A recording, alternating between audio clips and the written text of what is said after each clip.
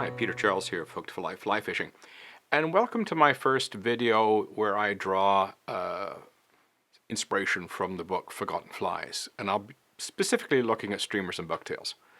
They're going to be tied on traditional streamer hooks, even though you may know I'm not a big fan of those hooks. Nevertheless, we're going to tie them on all of these hooks. We're going to use roughly two kinds of hooks. This is a 7 extra long, and we've got some 5 extra long as well. So those are going to be generally the hooks we're going to be using for most of these flies. I'm going to start this series off with a relatively simple fly, and then we'll move on to some more complicated patterns where we'll get into tying hair wings and feather wings, especially the complex feather wings that have to be glued together before you put them on the fly. It gets to be a bit interesting. So let's get started with this one. It's called the Black and White Bucktail number 2. And it is a fly that is just black and white, a very common type of pattern that you'll see in conventional fishing as well as fly fishing. What's interesting about black and white is when fish see something from a long distance, they're really only seeing black and white. It also makes a good fly to be used in low light conditions where there's, a heavy overcast day or a day where, in the evening or in the morning, that sort of thing. So let's get going and looking at the materials. I'm going to be using a size 2 streamer hook. It's 3 extra heavy, 7 extra long. My thread is a black 6/0 Veevus. My rib and my tag is an oval in a medium silver. The body is going to be a silver Mylar or silver Tinsel. And the wing is going to be black over white bucktail.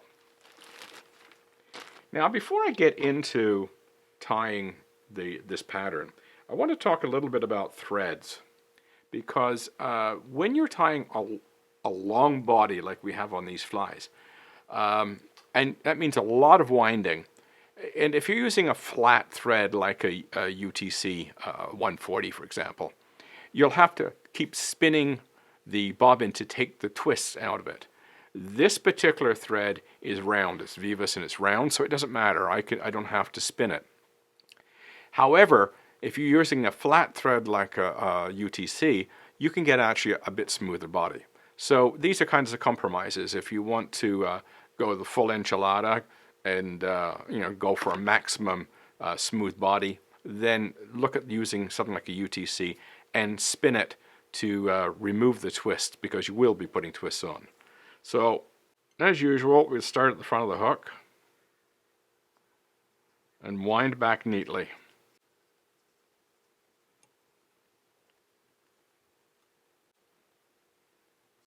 Okay, I'm just going to bring it up to the hook point, and now we tie in our rib, and I'm going to tie it in underneath, and I'm going to keep that tag the length of the body here.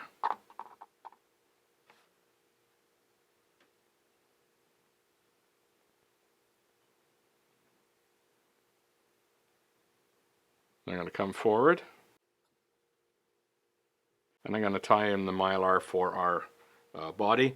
And as usual, we want silver out, so we tie gold side showing. And the same as for the rib, we're going to tie it in underneath. And now here comes the tedious part. We're going to wrap this back and cover those tags, and we want them to stay underneath the body. Very tedious. You have a choice here. I could cut those tags off right there and I'd leave a bump, but I'm going to try to do this as smooth as possible. So I'll just slowly work my way back, keeping nice and neat, keeping those tags underneath. And what you can do is you can turn if you have a rotary vise, you can turn it towards you and you can see if they're staying underneath or not, or if they're starting to turn.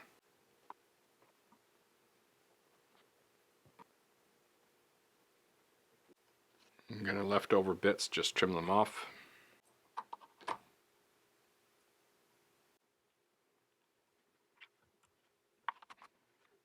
Now we're going to put in the tinsel.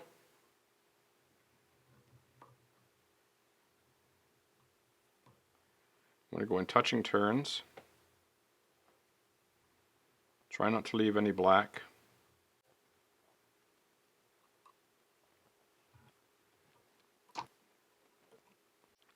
Okay, now you can see the benefit of doing that method of wrapping the tags underneath the hook shank. You get a nice smooth body. You don't get any lumps and bumps in it, and it's quite attractive. Now, you know, do you have to do that? No, you don't have to do that. But if you want a really nice looking body, then by all means give that approach a try. Now we're going to wind the tag in.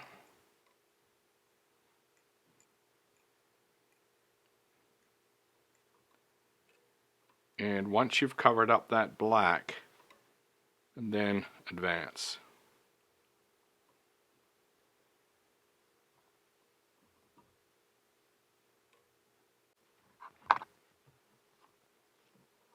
So let's take a minute to look at this. You can see I've counterwound the rib.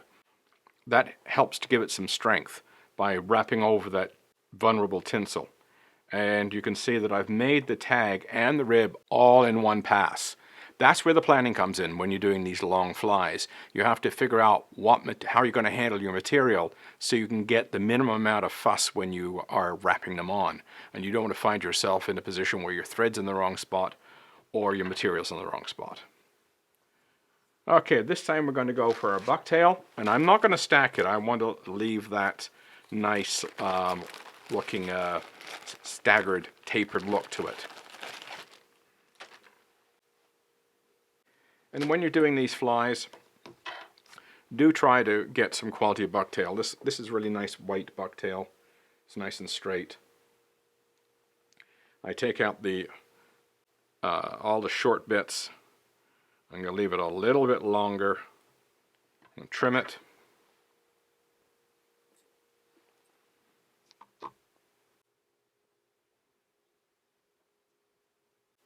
Bring your thread back. Okay, now for the black. Again, remove the short bits, get the lengths right, trim it.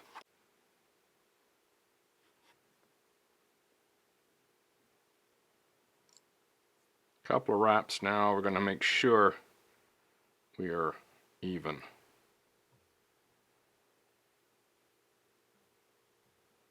There we go. Okay, we're going to put some soft wraps at the back here. What those soft wraps will do is they're just going to hold that hair down and keep it from spiking up too much on us. There we go, beautiful. Now the whip finish. And finally some head cement. There we go. Our black and white bucktail or black and white streamer. By the way, about the name bucktail and streamer, streamer was usually refers to feather wings, and bucktail, of course, flies tied with bucktail. But you'll hear this referred to as a streamer as well, so whichever name you want to use. So there we go. The bucktail, black and white bucktail number 2, or the black and white streamer number 2. Cheers.